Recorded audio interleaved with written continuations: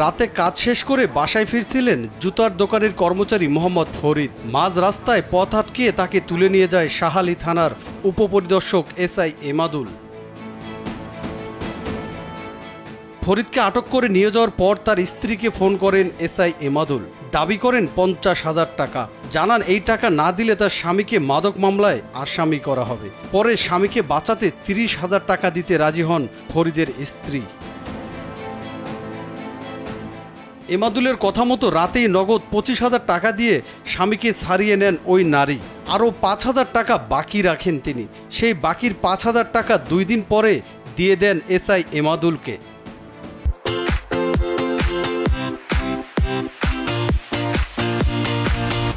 আমি শালি মার্কেটে জুতার দোকানে কাজ করি। বাসায় আসতেছি, দোকান বন্ধ করে রাত্রের বেলা। ওইখান থেকে আমি আসতেছি হাইটা, ওইখান থেকে আমার সন্দেহজনকভাবে ধরে নিয়ে আসছে। না উনি শালি থানার সাইডে যে আপনার টিন সেটারটা আছে, ওই জায়গায় নিয়ে আমার আটকায় ফেলাইছে। আটকায় আমার ফ্যামিলির ফোন দিতেছে, বাসায় কি আছে ওনারা ফোন দাও। তো উনি বলতেছে 50,000 টাকা লাগবে। ওনার কাছ থেকে আমরা মদের বোতল পাইছি। এবার হলো শালি থানার দারোগা নিতে, কোনো কিছুই পাই নাই। পরে আমার মনে করেন ভয়ে উনি বলছে 20,000 টাকা আমি দেবো। অনেক মারধর করছে। আবার লাস্টে 30,000 টাকা নিয়ে উনি আমার ছাড়ছে। উনি ওই 5,000 টাকা পেয়েছে, 2 দিন পরে তোমরা ব্যবস্থা করে দিও। পরে 2 দিন পরে আবার এই 5,000 টাকা ব্যবস্থা করে দেওয়া হয়েছে। স্বামীকে বাঁচাতে মাঝরাতে কোলে শিশুকে নিয়ে এত টাকা জোগাড় করা সম্ভব ছিল না ফরিদের স্ত্রীর। তাই বাধ্য হয়ে নিজের গহনা বন্ধক রেখে টাকা জোগাড় করেছিলেন তিনি। পরে আমার ফোন দিছে, দিয়া কয় যে তোমার জামাই যদি তো ছাড়াইতে চাও তাহলে এত টাকা নিয়ে আসো। তারপর আমি কত টাকা নিয়ে আসবো? পরে আমার প্রথমে 50,000 টাকা নিয়ে আমাকে 50,000 টাকা আমরা গরিব মানুষ কই পাবো। পরে কয় তাইলে কিছু করার নাই, যেহেতু না নিয়ে আসো তাহলে হিরোইন মামলা দিয়া আজীবনের লাইফ শেষ করে দেবো। পরে 5,000 টাকা পরে বাকিতে পরে দিছি। শুধু এই স্বামী স্ত্রীর গল্পই নয়, আরও এক ব্যক্তিকে মামলার ভয় দেখিয়ে তার স্ত্রীর কাছ থেকে দফায় দফায় টাকা নিয়েছেন এসআই এমাদুল। আমার কাছ থেকে আগে পিছে অনেক টাকাই নিছে এমাদুল দারোগা। শুধু বাকিতেই আটক করা মানুষকে ছাড়েন না এমাদুল। রাস্তাঘাট থেকে ধরে নিয়ে হাতে হ্যান্ডকাপ পরিয়ে পকেটে থাকা সমস্ত টাকা বের করে নেন তিনি। তাতেও কম পড়লে সেই ব্যক্তির পরিবারের সদস্যদের ফোন করে ডেকে নিয়ে আদায় করেন আরও টাকা। তার এসব অপকর্মের সঙ্গী একই থানার সহকারী উপপরিদর্শক এএসআই কামারুজ্জামান এবং সহকারী উপপরিদর্শক এএসআই মোহাম্মদ বদরুজ্জামান। একই ঘটনা ঘটিয়েছেন গত বছরের 16 অক্টোবর রাতেও। রিজন নামে এক ছেলেকে গুদারাঘাটের 8 নং রোডের একটি চায়ের দোকান থেকে তুলে নিয়ে যায় এসআই এমাদুল। এ সময় তার সাথে ছিলেন এএসআই কামরুজ্জামান এবং এএসআই বদরুজ্জামান। আটকের খবর পেয়ে ভাইকে বাঁচাতে থানায় যান রিজনের ভাই সোহাগ। এ সময় তার সাথে ছিলেন বন্ধু আলামিন। সেখানে যাওয়ার পরই এসআই এমাদুল 3 লাখ টাকা দাবি করেন। টাকা দিতে অস্বীকৃতি জানালে সোহাগ ও আলামিনের হাতে হ্যান্ডকাপ লাগায় এএসআই কামরুজ্জামান। পরে সোহাগের পকেটে থাকা 8,000 টাকা এবং আলামিনের পকেটে থাকা 5,000 টাকা বের করে নিয়ে নিজের পকেটে রেখে দেন এই পুলিশ সদস্যরা। তবুও মেলেনি রক্ষা। তাদের হাজতে ঢুকিয়ে রেখে বিকাশে আরো 10,000 টাকা আদায় করেন এই 3 পুলিশ কর্মকর্তা। Hello sir. হ্যাঁ স্যার। কি কয় ওই সামনে আরো 5,000 টাকা পাইতেছে।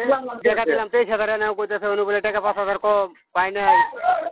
ওর কথা শোনা দরকার, কিন্তু ছাড়াইছে ও কি ছাড়াইছে? ও ছাড়াই না, তুই কবি যে তুই সারেগুলো কথা সারেগুলো। সেই রাতের পুলিশের নির্যাতনের বর্ণনা দিয়ে ঢাকা মহানগর পুলিশ কমিশনার বরাবর একটি লিখিত অভিযোগ করেছেন ভুক্তভোগী সোহাগ। কিন্তু অভিযোগ করার পরেই তাকে নানা রকমের ভয়ভীতি দেখাচ্ছে এই পুলিশ সদস্যরা। তাই ক্যামেরার সামনে কথা বলতেও রাজি হননি তিনি। এসব অভিযোগের বিষয়ে শাহালী থানায় গিয়েও পাওয়া যায়নি অভিযুক্ত 3 পুলিশের কাউকেই। পরে যোগাযোগ করা হয় তাদের মুঠোফোনে। প্রত্যেকের মুঠোফোনে একাধিকবার ফোন করা হলেও তা রিসিভ করেনি কেউই। এরপর তাদের মুঠোফোন ও হোয়াটসঅ্যাপে মেসেজ পাঠালেও কোনো উত্তর মেলেনি। অপরাধ বিশেষজ্ঞরা বলছেন অল্প সংখ্যক এমন পুলিশ সদস্যের কারণে পুরো বাহিনীর সুনাম নষ্ট হয়। পুলিশ অফিসারের এই কর্মকাণ্ডকে বিচারের মুখোমুখি করে পুলিশের কর্মকাণ্ড বা পুলিশ সম্পর্কে বা বাহিনী সম্পর্কে, পুলিশ বাহিনী সম্পর্কে মানুষের মনে একটা স্বচ্ছতার পরিবেশ তৈরি করা, শৃঙ্খলাবদ্ধ সমাজ তৈরির ক্ষেত্রে এই জায়গাগুলোতে আরও বেশি কর্মকাণ্ড জোরদার করা প্রয়োজন।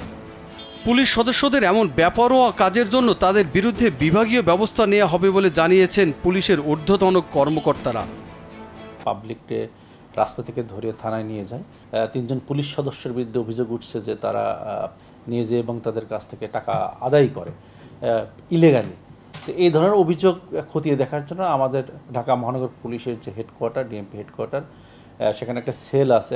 যদি সেই তদন্ত প্রতিবেদন সত্যতা প্রমাণ হয় তাহলে পুলিশের যে কোনো সদস্যই এই অপকর্ম করে থাকবে তার বিরুদ্ধে আইন অনুযায়ী যে কোনো ধরনের ব্যবস্থা গ্রহণ করার কথা বলা আছে সেই ধরনের ব্যবস্থা আমরা গ্রহণ করে থাকি। একজন ব্যক্তি যে একজন অফিসার যে অন্যায়টা করবে সে অন্যায়টা শুধুই তার ডিপার্টমেন্ট তার এই দায়ভার বহন করবে না। পুলিশকে বলা হয় জনগণের বন্ধু, কিন্তু সেই বন্ধুই যখন হয়ে ওঠে আতঙ্কের নাম তখন সাধারণ মানুষের ভরসা কোথায়? এমনটাই বলছেন সংশ্লিষ্টরা। তাই অভিযুক্ত পুলিশ সদস্যদের শাস্তি চায় ভুক্তভোগীরা। জনি রায়হান,